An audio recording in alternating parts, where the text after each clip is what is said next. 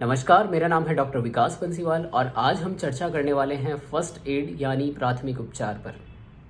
क्या आपके साथ कभी ऐसा हुआ है कि किसी का एक्सीडेंट हो गया हो, गहरी चोट लग गई हो और आपके हाथ पैर फूल गए हों, आपको लग रहा है कि अब हम क्या करें क्या ना करें, किस तरीके से इस इंजर्ड पर्सन की हम मदद कर सकते हैं। तो आपको करना क्या है? फर्स्ट एड यानी प्राथमिक उपचार करना है। प्राथमिक उपचार होता क्या है?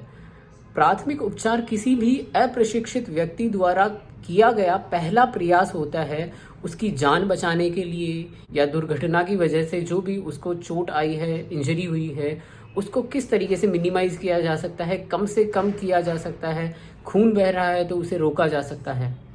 चोट लगने के तुरंत बाद अस्पताल ले जाने से पहले किया गया सहायक कार्य प्राथमिक उपचार कहलाता है। प्राथमिक उपचार करने के लिए कोई ज़रूरी नहीं है कि आपके पास में कोई मेडिकल डिग्री होनी चाहिए, आपके पास में कोई स्पेशल ट्रेनिंग होनी चाहिए। कोई भी व्यक्ति प्राथमिक उपचार कर सकता है। अगर हर एक कंडीशन के अकॉर्डिंग बात की जाए तो फर्स्ट एड एक बहुत ही बड़ा टॉपिक है, पर मैं इस वीडियो में कुछ इंपॉर्टेंट पॉइंट्स को ही इंक्लूड कर रहा हूँ। रूल नंबर 1, अगर किसी एक्सीडेंट में एक साथ मल्टीपल लोग इंजर्ड हुए हैं तो आपको सबसे पहले उसे संभालना है जो सबसे ज़्यादा सीरियस है। तो आपको लगता है कि कोई सीरियस पर्सन है जो कि बेहोश है, कोई हलचल नहीं है उसके शरीर में, तो सबसे पहले आपको उसे पकड़ना है। एक अनकॉन्शियस पेशेंट को डिटेक्ट करने के लिए आपको ABC फॉर्मूला यूज़ करना है। ABC means airway, breathing and circulation.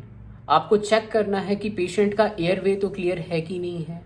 अगर एयरवे क्लियर होगा तो सांस ले पाएगा, और सांस ले पाएगा तो उसका सर्कुलेशन प्रॉपर रहेगा और उसके हृदय की गति भी नॉर्मल रहेगी। कुछ अनकॉन्शियस पेशेंट्स के अंदर टंग जो है बैकफॉल हो जाती है, तो एयरवे रेस्ट्रिक्टेड हो जाता है। तो उस रेस्ट्रिक्टेड एयरवे को क्लियर करना बहुत ज़रूरी है। तो सबसे पहले पेशेंट को आपको सीधा लिटा देना है, उसकी गर्दन को सीधा करके आपको फिंगर से उसकी टंग को सीधा कर देना है, जिससे उसका एयरवे क्लियर हो जाए और पेशेंट जो है ब्रीथ कर सके। अगर स्टिल पेशेंट ब्रीथ नहीं कर पा रहा है तो आपको CPR देना है। वो किस तरीके से देना है मैं अगले वीडियोस में आपको बताऊंगा। जब पेशेंट एक बार होश में आ जाए तो उसे कंफर्टेबल पोजीशन में सीधा या फिर करवट देकर के लिटाया जा सकता है। पेशेंट को हिलाना और घसीटना बिल्कुल नहीं चाहिए। हो सकता है कि किसी और बॉडी पार्ट में उसे इंजरी हो। एक बार पेशेंट के स्टेबल होने के बाद में आप उसको चेक करें कि बॉडी में किसी और पार्ट में उसको इंजरी है या नहीं है। अगर ओपन इंजरीज है तो उसे आप डिस्टिल्ड वाटर से या फिर नॉर्मल ड्रिंकिंग वाटर से आप साफ़ कर सकते हैं।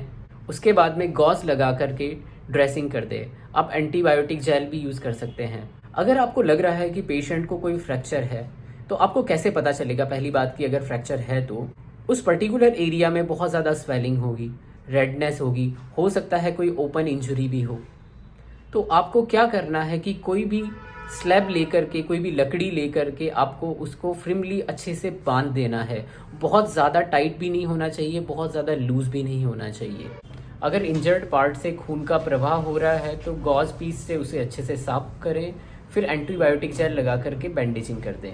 दूसरी बात, आपको अपने आप को भी पेशेंट के ब्लड से बचाना है, बिकॉज बहुत सी ऐसी बीमारियां हैं जो कि इन्फेक्टेड ब्लड से होती है, जैसे कि HIV और हेपेटाइटिस B। तो आज हमने सिर्फ इंट्रोडक्शन पार्ट ही डिस्कस किया है फर्स्ट एड का।